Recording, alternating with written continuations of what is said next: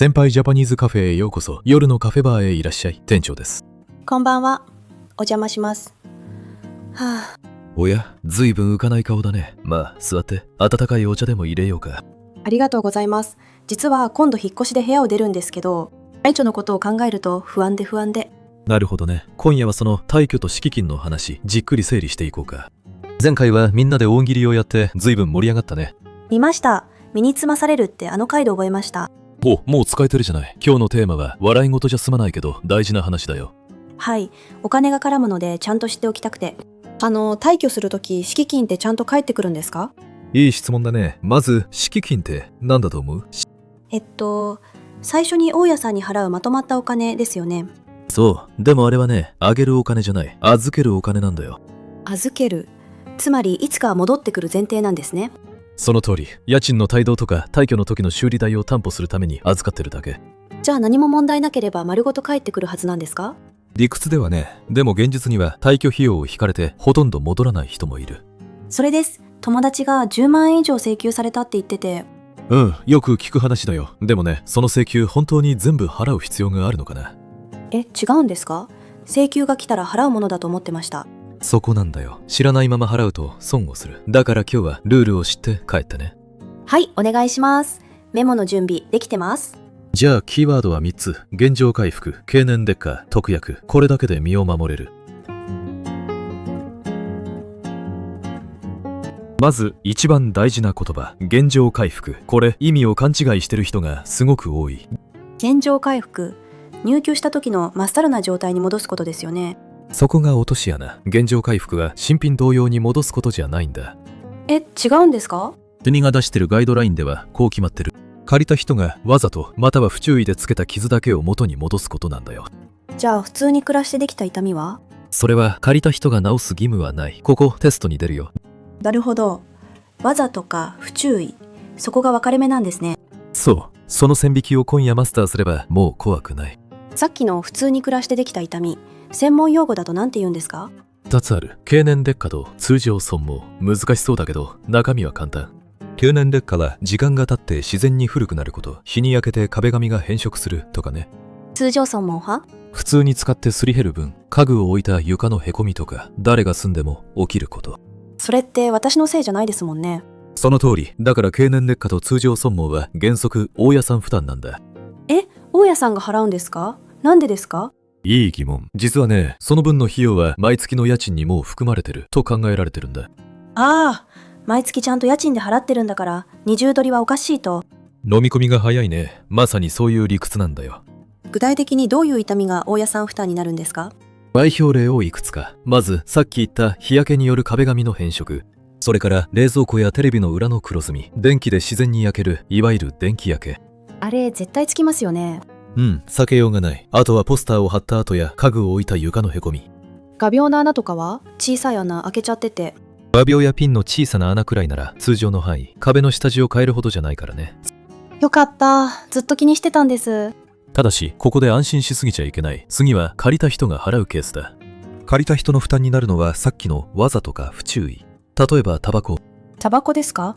室内で吸って壁紙がヤニで黄ばんだり匂いが染みついたり。これは通常の範囲を超える。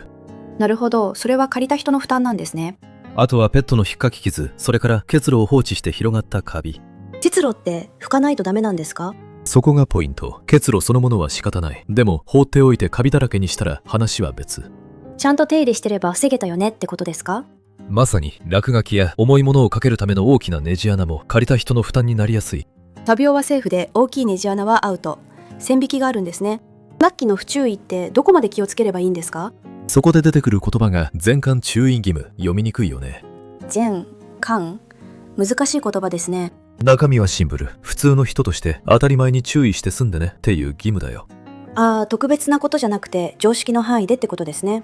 そう。水をこぼしたら拭く。結露が出たら換気する。それだけで義務は果たせる。逆に言うとそれを怠ると自分の負担になっちゃうと。だから難しく考えないで丁寧に暮らす。それが一番の節約になるんだよ。じゃあもし私が壁紙を傷つけちゃったら新品の張り替え代を全額払うんですか？ここが知らないと一番損するところ。答えはノー。全額は払わなくていい。傷つけたのに全額じゃないんですか？経過年数っていう考え方があってね、物には寿命があるってことなんだ。壁並みはね、だいたい6年で価値がゼロになると決められてる。正確には残り1円。6年でゼロってことは？ 6年以上住んでたら、たとえ汚しても壁紙の張り替え代の負担はほぼゼロになるんだ。へえ、そうなんですか。長く住むほど負担が減っていくんですね。そういうこと。1年なら8割くらい、3年住めば半分くらい手具合に下がっていく。じゃあもし全額請求されたらそれはおかしいって気づけますね。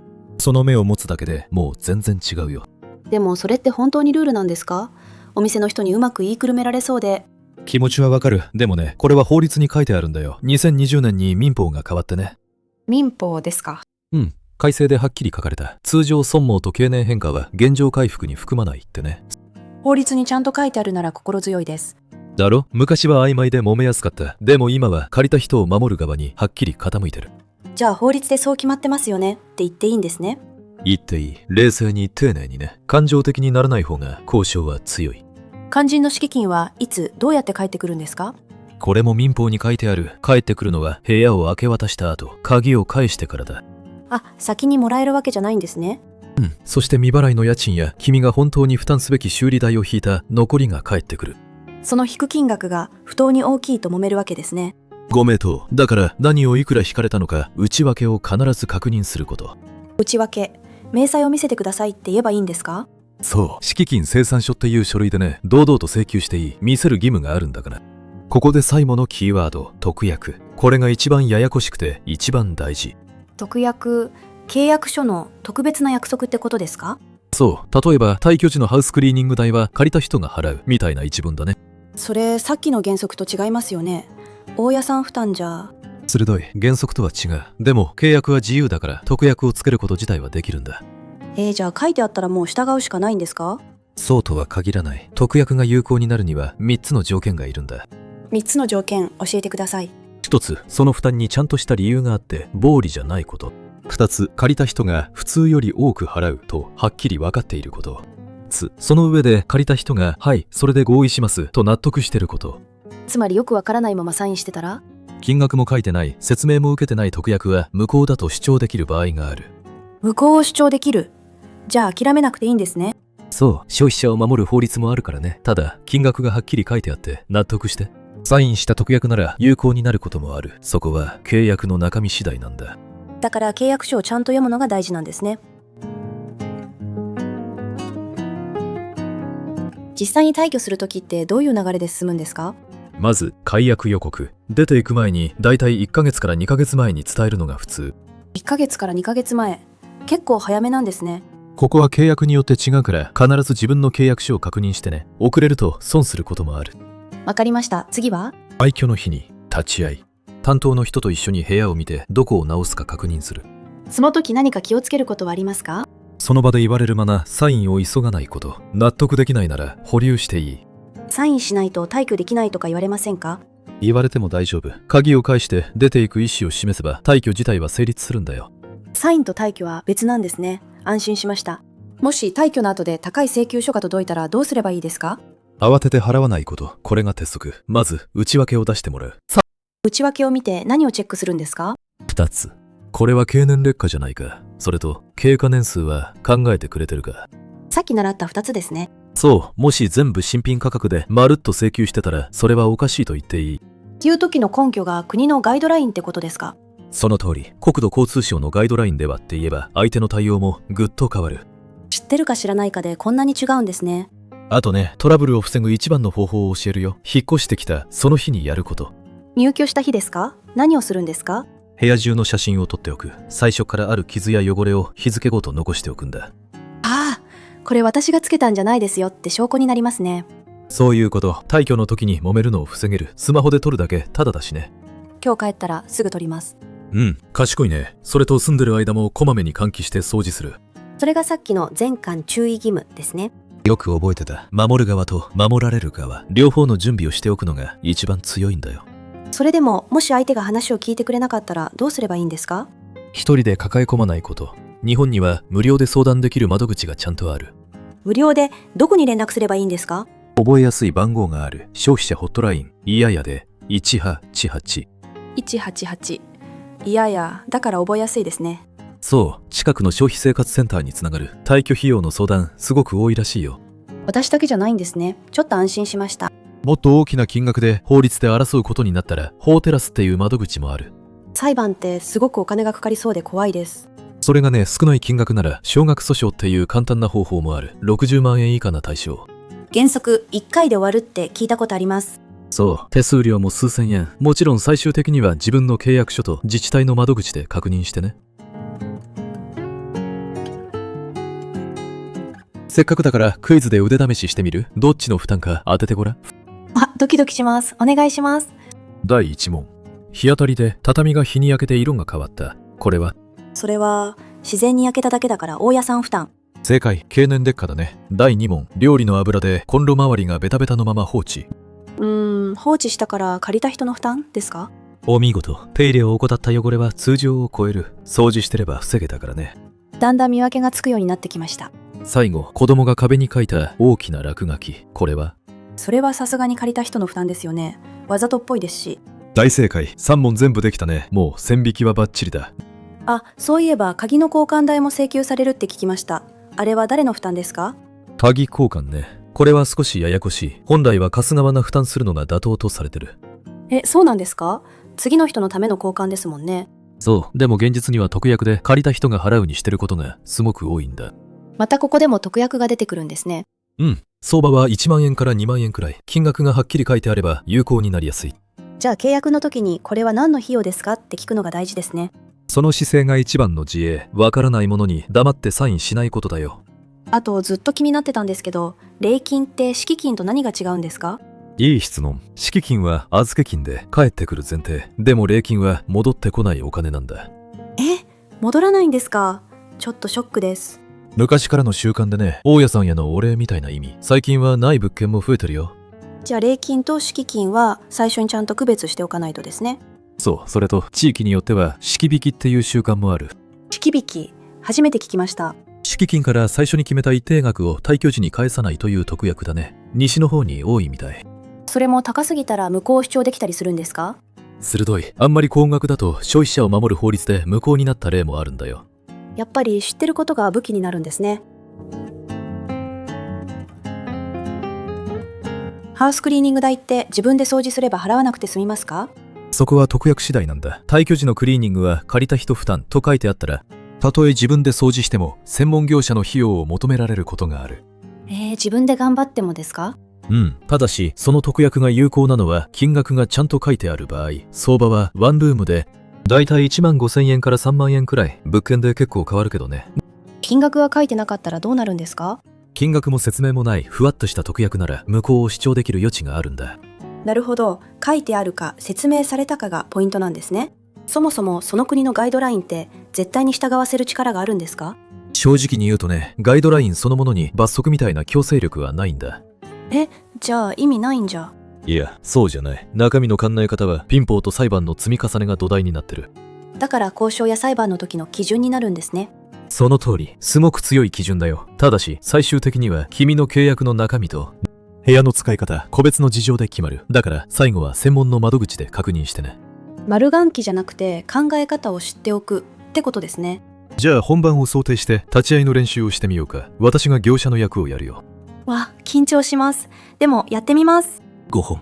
お客様、こちらの壁紙、全面張り替えになりますので8万円ですね。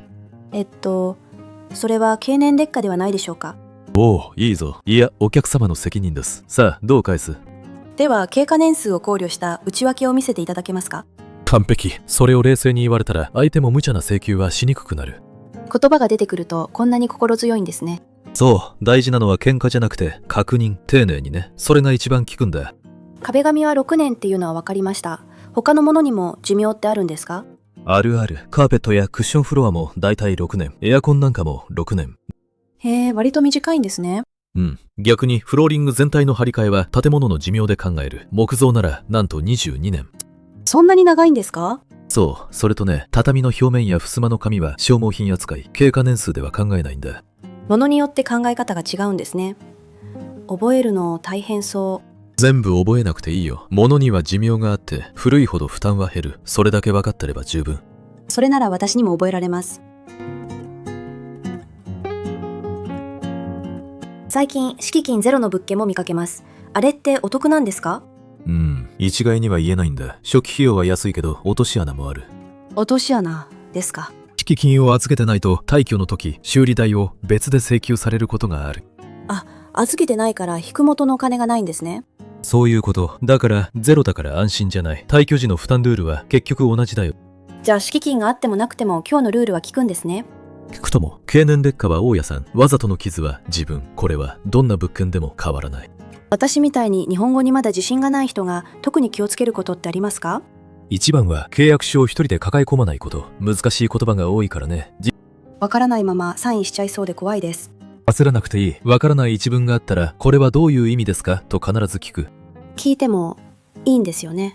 もちろん、むしろ聞く人の方が信頼される。それと頼れる窓口を知っておくこと。さっきの188ですね。そう。それに外国人向けの相談窓口を用意している自治体も増えてる。多言語で対応してくれる。それは心強いです。一人じゃないんだって思えます。